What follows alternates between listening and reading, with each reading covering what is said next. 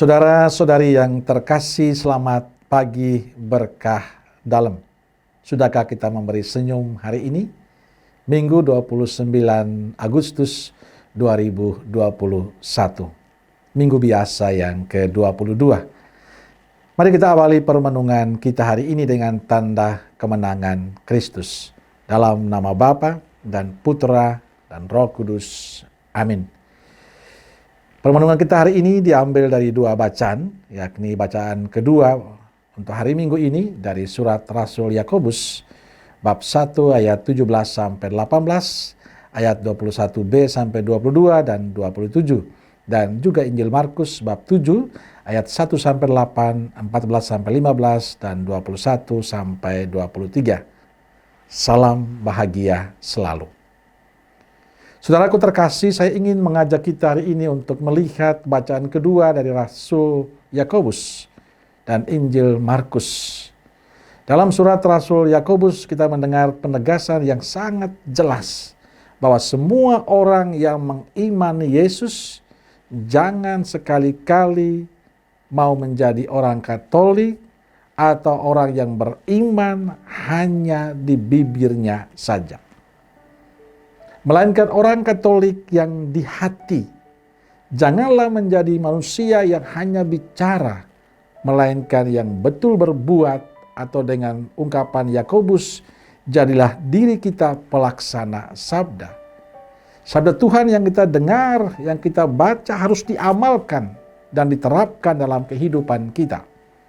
Bahkan Santo Yakobus meyakini bahwa seorang pengikut Kristus dapat mengungkapkan imannya dalam cinta kasih yang tulus dan ikhlas, yang secara nyata tercermin baik dalam perhatian terhadap orang-orang atau anak-anak yatim piatu, orang-orang yang menderita, dan juga menjaga diri agar tidak tercemar oleh dunia.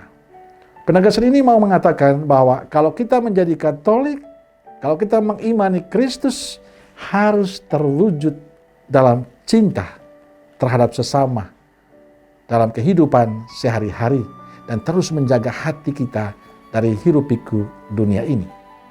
Saudaraku terkasih, dalam Injil yang kita dengar hari ini menegaskan apa yang sudah disampaikan Rasul Yakobus. Beriman yang tidak hanya di bibir, beriman tidak hanya ingin dilihat orang, dianggap suci, tapi beriman dari hati. Injil menceritakan segerombolan orang Farisi dan beberapa ahli Taurat yang datang dari Yerusalem menemui Yesus.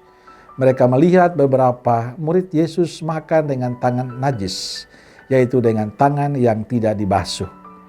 Mereka menegur karena bagi mereka mencuci atau membasuh tangan adalah sesuatu yang sangat mendasar dalam kehidupan mereka. Karena itu mereka bertanya pada Yesus, mengapa murid-muridmu tidak mematuhi adat istiadat nenek moyang kita? Mengapa mereka makan dengan tangan najis? Mereka melihat beberapa murid Yesus makan dengan tangan najis, itu dengan tangan yang tidak dibasuh. Mereka menegur karena bagi mereka mencuci atau membasuh tangan adalah sesuatu yang sangat mendasar dalam kehidupan mereka. Karena aturannya seperti itu.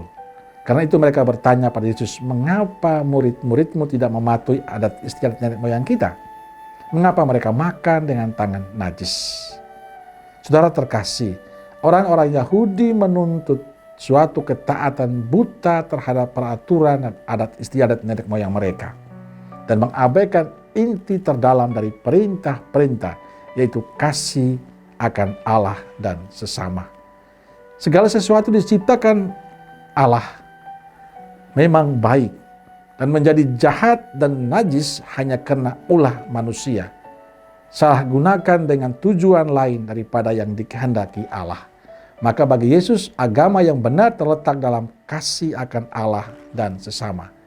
Karena itu Injil hari ini menunjukkan pada kita nilai mendengarkan, membaca sabda Tuhan adalah menerjemahkannya dalam perbuatan. Bahwa rasa keagamaan yang benar harus terbit dari hati, bukan dalam bibir saja. Bahwa ibadat kita pada Tuhan akan menjadi berarti bila berbuat dalam tindakan kasih kita pada sesama. Saudaraku terkasih, Jelas bagi kita bahwa beriman pada Kristus bukan beriman pada bibir kita. Bukan beriman pada hal yang tampak saja. Bukan hanya mengaku saya orang Katolik, saya murid Kristus lalu selesai. Tapi beriman yang benar adalah beriman dari hati, mencintai Kristus yang terwujud dalam perbuatan kasih pada sesama kita.